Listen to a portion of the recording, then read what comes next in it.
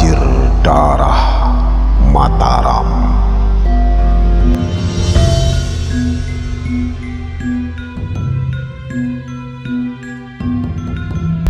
Pada Jumat Legi Sapar Cimakir 1576 atau 1645 Masehi, Sultan Agung wafat dan dimakamkan di komplek makam raja-raja.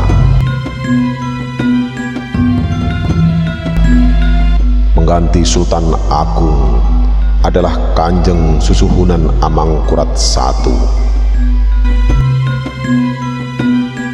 Amangkurat I memang terkenal sadis. Ia tak segan untuk membunuh orang-orang di sekitarnya. Ketika istri tercintanya yang bernama Ratu Wetan atau Ratu Mas Malang meninggal karena sakit, Amangkurat I mencurigai para selir telah meracuninya. Oleh karena itu, ia mengurung sekitar 100 wanita yang terdiri atas para selir dan abdi istrinya di kuburan, sehingga mereka mati karena kelaparan. Konon, sebelum menikah dengan Amangkurat I, Ratu Mas Malang adalah istri seorang dalang terkenal bernama Ki Panjang Mas. Namun, karena Amangkurat I ingin memperistri Ratu Mas Malang yang tersohor kecantikannya itu, maka ia membuat sebuah skenario untuk mengakhiri hidup Ki Panjang Mas. Dalam sistem pemerintahannya, Amangkurat I ingin mendapatkan pemasukan sebesar-besarnya secara langsung dari bendahara, namun tidak menghendaki daerah-daerah di bawah kekuasaannya memiliki kekuatan militer dan kemandirian ekonomi. Amangkurat I khawatir daerah-daerah tersebut akan melepaskan diri dari Mataram. Oleh karena itu, pertumbuhan ekonomi di pantai utara Jawa yang berbasis perniagaan justru dianggap sebagai ancaman. Pada tahun 1655, Amangkurat I memerintahkan untuk menutup semua pelabuhan, lalu menyita dan memusnahkan kapal-kapal yang ada di pelabuhan tersebut. Amangkurat I ingin memonopoli dan mengendalikan semua perniagaan dan pelayaran. Dengan demikian, ia bisa mendapatkan banyak keuntungan, baik dari pedagang pribumi maupun kompeni.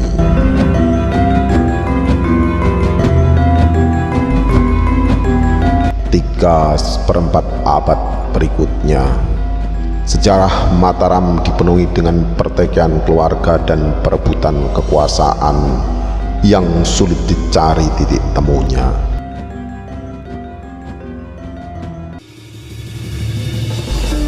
Campur tangan pihak Belanda pun semakin memperkeruh konflik ini. Belanda memang memanfaatkan kesempatan ini untuk menggerogoti kekuasaan Mataram yang sebelumnya telah mencapai kejayaan.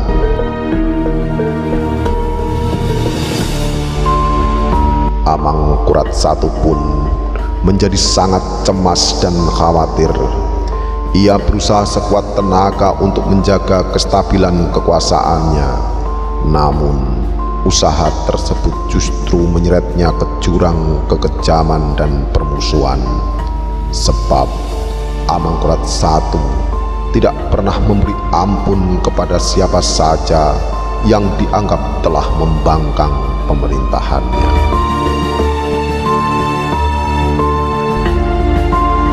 Pada usia yang ke-50 tahun, Amangkurat I menderita sakit, yaitu sakit jasmani dan rohani.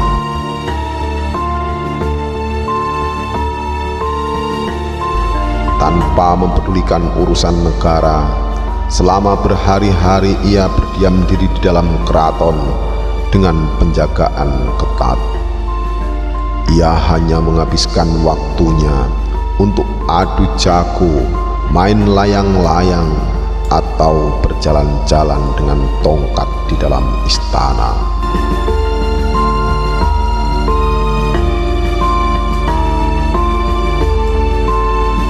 Raja Amangkurat I menggunduli rambutnya dan meminta rakyat untuk mengikuti tindakannya tersebut.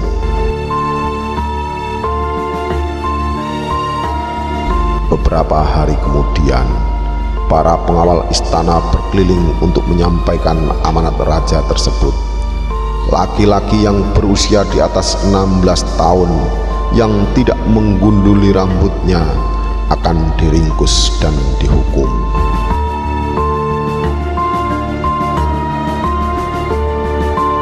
Selain itu, mereka juga akan mendapatkan siksaan yang sangat mengerikan dari raja.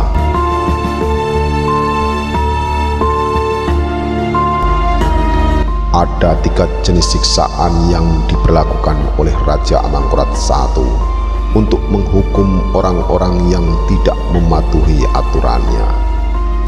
Pertama, dari bagian atas telinga, kepala terdakwa dikuliti sampai batok kepalanya terlihat. Orang-orang yang menerima hukuman ini kebanyakan meninggal dunia.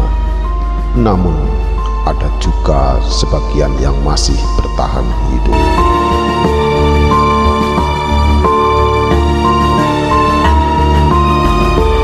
Kedua, kaki terdakwa diikat lalu digantung dengan posisi kepala di bawah.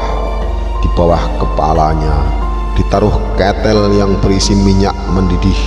Kemudian kepala si pesakitan dicelupkan ke dalam minyak panas sebatas telinga sampai rambut di kulit kepalanya mengelupas.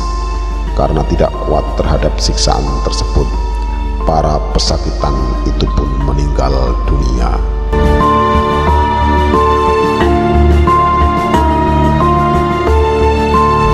Ketiga, siksaan yang tak kalah menakutkan adalah pesakitan disuruh untuk memakai topi besi tebal yang panas membara sehingga kepala dan otaknya terbakar.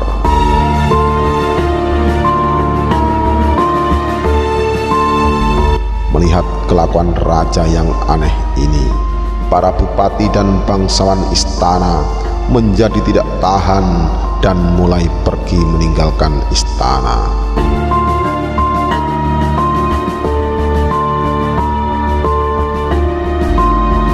Kebencian pun merebak di seluruh negeri. Daerah-daerah yang tertindas dan merasa kecewa dengan Amangkurat I ingin memerdekakan diri dari Mataram. Bahkan putra mahkota yang beribukan Putri Pangeran Pekik mulai menggalang kekuatan untuk merebut istana.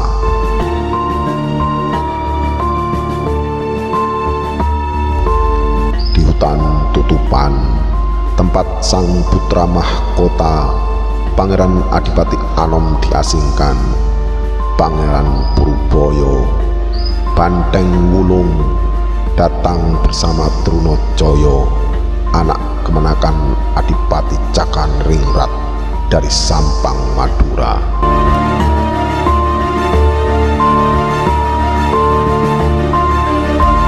Adapun maksud kedatangan mereka ialah mengajak Pangeran Adipati Anom berunding. Mereka membujuk pangeran untuk merebut kekuasaan sang ayah Prabu Amangkurat I karena ia telah bertindak sewenang-wenang terhadap anak serta para kawulanya.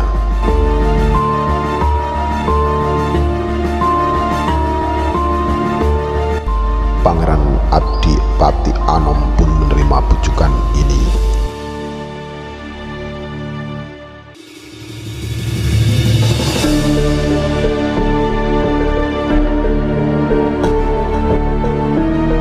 Ia juga berjanji akan mengangkat Trunajaya menjadi patih apabila Trunajaya berhasil menundukkan Amangkurat I dan ia dapat naik tahta menjadi Raja Mataram.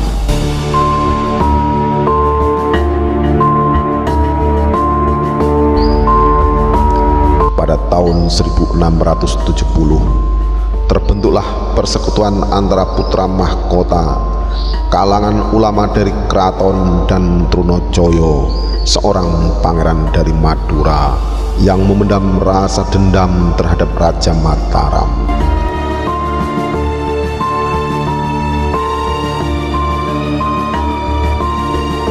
Trunajaya pun menyatakan bahwa dirinya siap untuk menjadi pemimpin pemberontakan.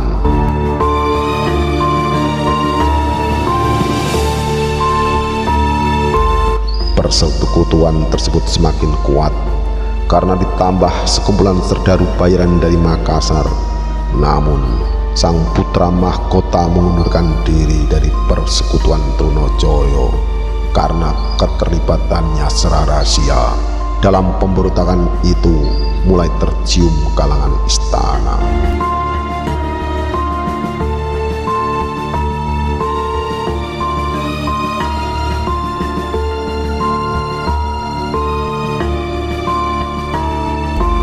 Kekejaman Amangkurat I pun berujung pada penyerbuan para pemberontak yang merupakan persekutuan dari berbagai kelompok masyarakat yang dipimpin oleh Trunajaya.